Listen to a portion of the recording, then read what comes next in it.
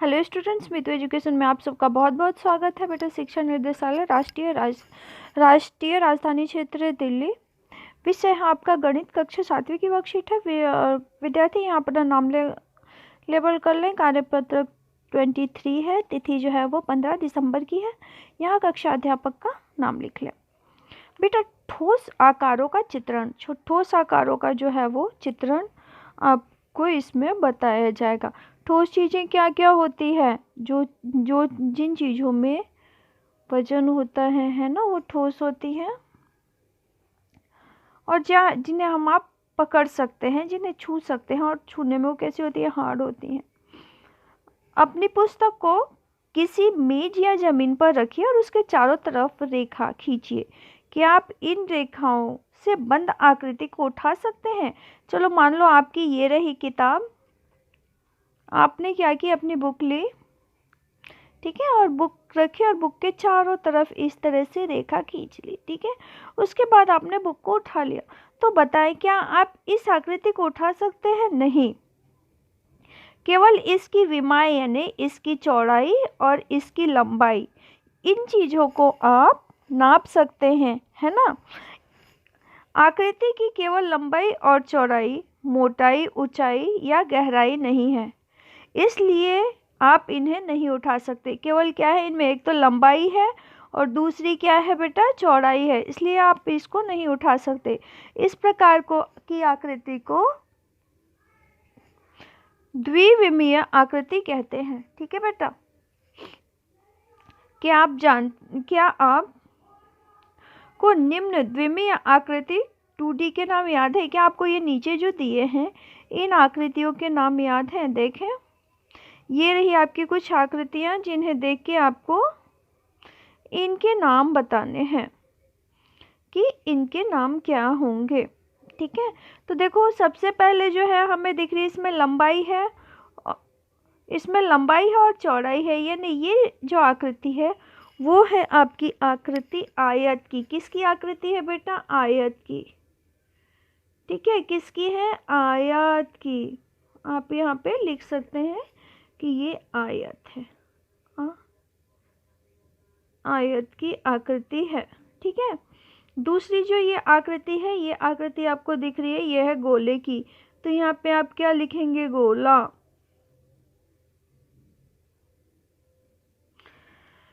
ठीक है। अगली आकृति बेटा आपको जो दिख रही है, ये दिख रही है त्रिभुज की, तो आप इसके आगे इस तरह से लिख लेंगे त्रिभुज। अगली आकृति जो दिख रही है वो आपकी आ रही है समलंब चतुर्भुज की, तो आप इसको इस तरह से लिख सकते हैं समलंब चतुर्भुज, ठीक है। और अगली आकृति जो है सबसे आखिरी, वो है बेटा वर्ग की। किसकी आकृति है? तो यह है वर्ग की, या आप या तो वर्ग भी लिख सकते हैं, आप या तो वर्ग लिख सकते हैं कि वर्ग की आकृति है, या चतुर्भुज की आकृति, इसको आप बोल सकते हैं, ठीक है। इसके बाद आइए पढ़ते हैं क्या लिखा है। क्या आप अपनी पुस्तक को उठा सकते हैं? जरा सोचिए क्यों। अब कुछ वस्तुएं जैसे अलमारी, देखा है ना कैसी होती है आपने? वो घनाभ की तरह होती है। आइसक्रीम कैसी होती है? कोन की तरह होती है, जोकर की टोपी की तरह होती है ना। फोन, पाइप, बॉल, लूडो का जो पासा होता है वो देखा है, कुछ इस तरह से होता है, घन की आकृति का। तो क्या होता है कि इनको आप ध्यान से देखिए और इनसे पता लगाइए। क्या पता लगाएंगे आप? कि आपने देखा होगा कि इन वस्तुओं की लंबाई भी होती है बेटा, ठीक है। इस तरह से इनकी लंबाई भी होती है, चौड़ाई भी होती है और ऊंचाई भी होती है, ठीक है। इसमें क्या होती है? लंबाई होती है और चौड़ाई होती है, मोटाई होती है ना, ऊंचाई भी होती है। इसलिए इन आकृतियों को 3D यानी त्रिविमीय आकृति कहा जाता है, ठीक है। आइए अब इन आकृतियों के हम नाम लिख लेते हैं, क्या कहलाता है ये बेटा। ये आकृति देखो, इसको कहते हैं हम बेलन। कुछ ये सिलेंडर के आकार की है ना, इसलिए इसको कहते हैं बेलन। बेलन क्या कहते हैं बेटा? बेलन। ये पासे की जैसी है तो इसको क्या कहते हैं बेटा? घन। क्या कहते हैं इसको? घन। ये देखो कुछ ईंट की तरह की आकृति, इसको कहते हैं घनाभ।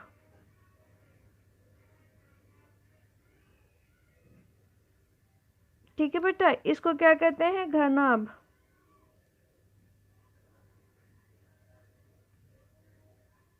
ठीक है ना बेटा। उसके बाद ये देखो, इसको कहते हैं जोकर की टोपी जिसकी तरह है ये, इसको कहते हैं हम कोन। क्या कहते हैं? कोन। कोन नहीं तो इसको हम कहते हैं बेटा शंकु। शंकु। ठीक है, चलो आओ आगे हम देखें क्या लिखा है ये। इसमें आगे लिखा है कि किसी आकृति जो जो इस तरह की आकृति है, इसमें देखो कि इसमें इसके ये चारों तरफ के जो है इसको कहते हैं शीर्ष। ठीक है, और ये जो बाहर की ये जो कोने हैं 1 2 3 4, ठीक है, तो इनको कहते हैं शीर्ष। ये बीच का जो पार्ट है, ये वाला पार्ट होता है, ये होता है इसका फलक। ठीक है, और इस जो साइड की ये जो लाइन है, ये लाइन है, ये लाइन है, इन लाइनों को कहते हैं बेटा किनारे। ठीक है, तो देखो आप फलक किसे कहते हैं? किसी ठोस आकृति के सपाट पृष्ठ उसके फलक कहलाते हैं। ठीक है, किसी ठोस आकृति के कोने के शीर्ष, जो उसके कोने होते हैं ना, जो उसके कॉर्नर होते हैं, वो कोने ही उसके क्या कहलाते हैं? शीर्ष कहलाते हैं। और किसी ठोस आकृति के ढांचे की रेखा चित्र या कोर उसके किनारे कहलाते हैं। ठीक है, अब आ गया बेटा आपका जाल। जाल क्या होता है? तो जाल एक वह आकृति है जो किसी ठोस आकृति को खोलने पर प्राप्त होती है। आइए देखते हैं हम क्या है ये।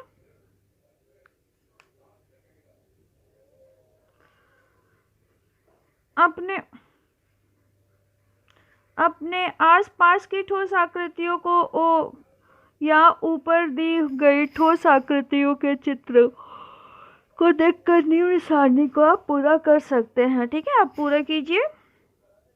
जैसे बेटा पहला आपका घनाभ, मैंने आपको बताया घनाभ का चित्र कुछ इस तरह से बनता है। देखो इस तरह से होता है घनाभ। ठीक है, इस तरह से, इस तरह से। 1 मिनट, ये होता है घनाभ, मैं आपको बता रही हूँ। देखें ये ठीक है बेटा, तो ये हो गई आपके घनाभ की आकृति। घनाभ में फलक कितने हैं बेटा? तो 1 2 3 4 5 6। घनाभ में कितने फलक हो गए? 1 2 3 4 5 6। कितने फलक हो गए बेटा? तो 6 फलक हो गए। ठीक है, और इसके किनारे कितने हो गए? तो किनारे 1 2 3 4 5 6 7 8 9 10 11 12। ठीक है ना, तो किनारे कितने हो गए? 12।